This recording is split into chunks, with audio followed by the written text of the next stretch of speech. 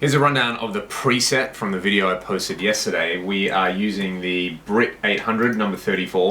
This is probably my favorite Marshall model in the AX8. And let's have a look at the settings. You can see I've got the bass cranked mid to 4, treble 5.5, but I've used the bass cut control. So the bass cut has this overall effect on the sound. Without it,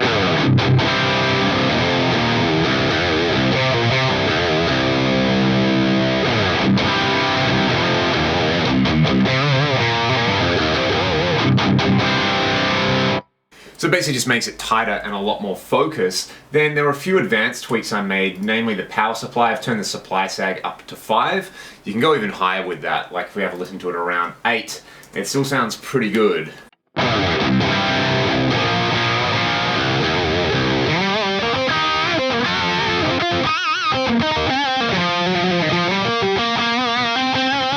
gonna leave it at 5, it's just a little bit tighter at 5. And then I've tweaked the speaker drive. I've got the speaker comp at 4 and the motor time constant at 150. I've been liking the motor time around 150 for most of the amps I've been using. I think it sounds pretty cool. I've also boosted the dynamic depth a little bit. So the tweaks I made in the amp block, I've got this drive pedal in front of it, which is an FET boost. These are basically the, like, if you look up clone settings on the wiki, you'll come across these. And yeah, tone control cranked up, level at 100%, a little bit of drive. Without it, this is what it sounds like.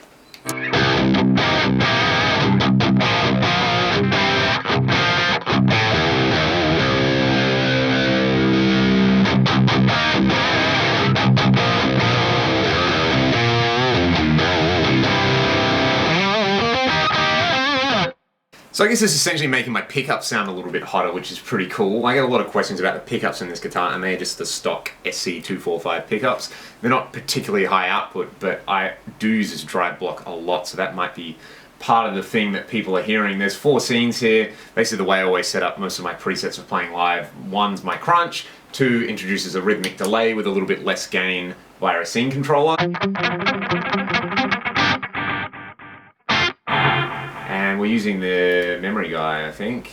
Yeah, Deluxe Mind guy, that's pretty cool. And you can see I've got a scene controller to turn the drive down there. Number 3 adds a phaser for swirly.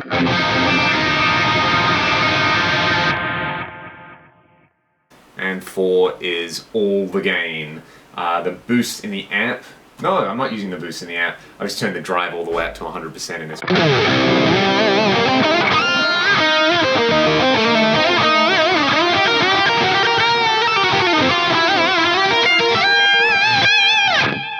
And there's a parametric EQ boosting a very, very small amount of, what am I boosting here? Yeah, a little bit of 2000 Hertz and the overall level by 2 dB. And there's a very, very slight low end roll off at 100 Hertz, which is pretty cool. Then I've got a control switch attached to this filter block. So if I don't want delay on my lead sound, I can basically just hit the control switch and that will give me just a pure volume boost, which is pretty cool. So that's the preset. There's also a wah attached. I don't have a wah plugged in at the moment, but it's set up to these sort of like Petrucci wah settings. If you have a look on my channel, I've got a video about that, and what happens is when I kick the wah on, this graphic EQ auto engages and basically gives me a very cool vocal style boost. I'm a big fan of the wah and the graphic EQ together. It would be awesome to have a graphic EQ in the wah block.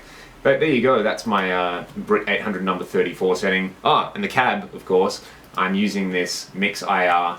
It's the York Audio Bipolar Cab Pack, SM57C and 121.1. And Justin was kind enough to send me a mix where he tweaked the levels. I don't know what he did, but it sounds really, really good. So there you go, there is my number 34 preset.